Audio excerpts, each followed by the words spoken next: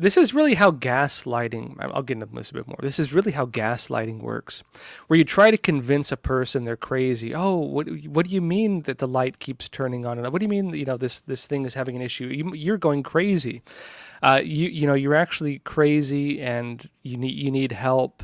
But really, you're the one causing it. The left has been doing that. Oh, you're all insurrectionists. You all need to be thrown in the gulag. You're all insurrectionists, and anybody who supports this insurrectionist movement, I mean, they're really just criminals. You're all just, racist. This is absolute fascism. These people need to be, really censored, and there needs to be a broader movement of love to just bring everybody together. They're gaslighting people. They are the racists. Some of the most sickening racist statements you will see online are coming from the left right now. And I'm not saying like normal middle Democrats. I'm not trying to throw everyone under the bus. This is like the far left. They're calling Justice Clarence Thomas the N-word, using really, really, racist language. Going after them. They're absolute racists. They don't care about race. They don't care about trying to protect people of color. It's about politics. Because as soon as the politics go against their interests, they become the biggest racists you'll see on the internet. They're doing that. They're calling people insurrectionists over January 6th. They just did the exact same thing. They did the exact same thing in Arizona. They're calling people domestic violent extremists. They're literally calling for violence. They're calling for assassinations. They're calling for the bombings of Christian neighborhoods in America. They're acknowledged now as being domestic violence extremists, even by DHS.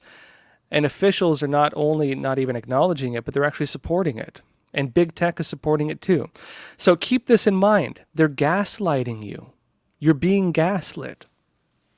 They're calling you names, and the names they're calling you are what they are. There's no more accurate term than gaslighting. That is what they are doing to you. And I think frankly, they're pushing things so far now that they can't even hide it anymore, which is, in terms of social significance and like social trajectory, this is what's most significant to me, which is really what I want to show in this episode. Let me show you a great example of this. All right, folks, this is Wikipedia. Now, first of all, I want to show you the current Wikipedia page for Jane's Revenge, the organization we just discussed. I showed you the Department of Homeland Security document talking about how they're a domestic terrorist organization and talking about how they're one of the main groups that's launching these types of attacks.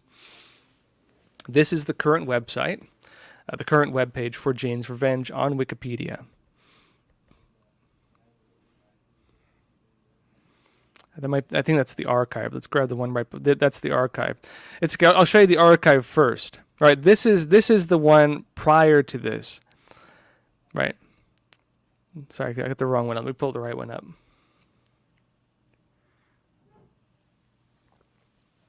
This is the current one. This is the one you will see right now. This is the live page. It says Jane's Revenge is an American militant extremist pro-abortion rights group which has claimed responsibility for several acts of firebombing, vandalism, and arson targeting crisis pregnancy centers.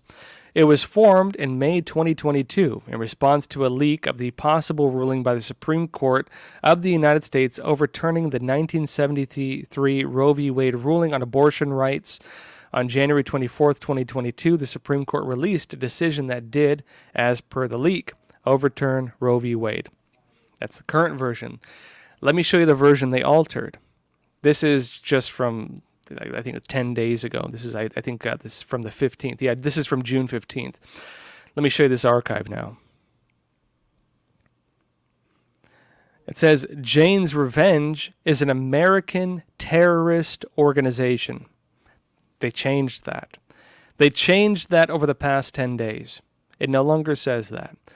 An American terrorist organization, which has perpetrated and threatened attacks in the name of defending abortion rights.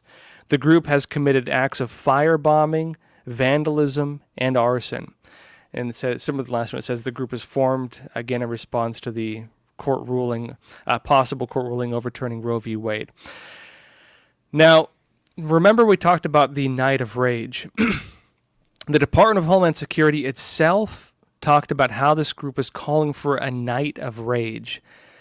This is the actual call they had. This is the actual document. It's from the Anarchist Library. I'm showing an archive version of it, but this is the Anarchist Library, and this is the actual Jane's Revenge Night of Rage alert. It says an autonomous call for action against patriarchal supremacy. And I'm going to go over some of this with you just so you know what this group is actually calling for, right? I'm not going by rumors. I'm not going by what media articles are saying off on the internet. This is the actual source document. This is their actual call for action. And it says this: within the month, we anticipate a verdict will be issued that overturns Roe v. This is before, of course, that overturns Roe v. Wade, setting in motion an evisceration of abortion access across the so-called United States. This is an event that should inspire rage in millions of people who can get pregnant. People who can get pregnant. And it continues further in. And yet the response thus far has been tepid. We have agonized over this apparent absence of indignation. Why is it that we are so afraid to unleash hell upon those who are destroying us? Fear of state repression is valid, but this goes deeper than that. Your anger will be stolen from. Your anger has been stolen from you. To this we say no more. We need to get angry. We need the state to feel our full wrath. Right? We need to express this madness fully and with ferocity. We need to quit containing ourselves. We need them to be afraid of us, which is, in all definitions, a terrorist threat, right? Terrorism, the incitement of terror. And it continues, whatever form your fury takes, the first step is feeling it. The next step is carrying that anger out into the world and expressing it physically. So they're calling for, this is what in communism you would call agitprop or agitation propaganda. It is meant to emotionally agitate you. You build up this like internal momentum and then you direct that momentum at something. You make it strike something. Things exactly like this were how communist revolutionaries, for example, would enrage certain members of the population and then make them, target them in acts of violence against targeted groups. And it says this, right? The next step is carrying that anger out into the world and expressing it physically. Now, what's a physical expression of anger? You could say on the light end it might be protest, but that's of course not what they're calling for exactly. This is firebombing. This is the burning down of buildings. This is vandalism. This is calls for violence. And it says this: consider this your call to action. Now, interestingly, Democrat leaders are not only refusing to condemn this, but many of them are actually openly supporting it. I'm going to show you some of this. Now, this is one video. This is from RNC Research. It's on Twitter.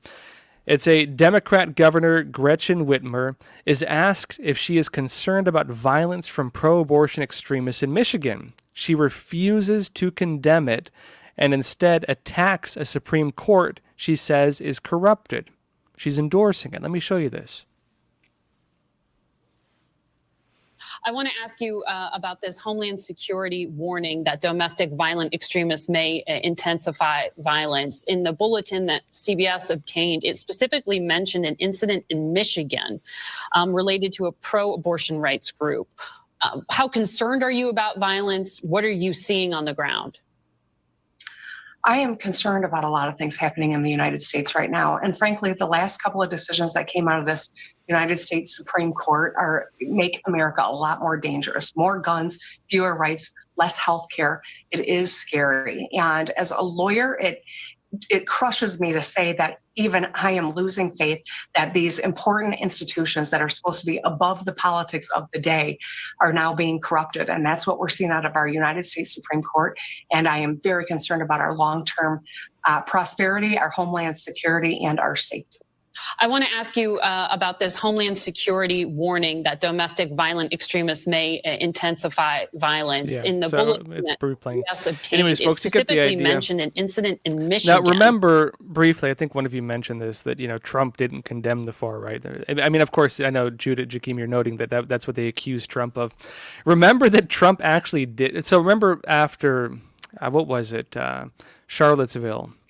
Now, remember that in the early days of the Trump presidency, when you had the Charlottesville protests, where you had the actual alt-right, I would say, you actually did have a real, kind of fascist alt-right for a little bit. But I'd say that movement really did die in Charlottesville. Charlottesville was, of course, the big protest where they clashed with Antifa. You had people hitting each other with bats. I mean, it was force against force, and I mean, it was a mess. And then, of course, it ended when an individual drove into a crowd and killed one. It was an individual on the right drove into a crowd and killed one of the individuals. Now, Trump was asked to condemn that. And it's interesting that Trump actually did condemn that. Trump condemned both the far left and the far right. He condemned both of them. And then he acknowledged that there are people in the middle who are not necessarily extreme, who are there for legitimate reasons. Remember, the protest was about the left was trying to tear down. I believe they were trying to tear down a statue. I believe it was a Civil War, one of the Civil War statues. I can't remember the details now. It was a while back. But Trump actually did condemn both the far left and the far right. And it was that day in Charlottesville that the far right, as far as I'm concerned, really died, or at the very least stopped supporting Trump. So Trump did it. Why is the current left not doing it?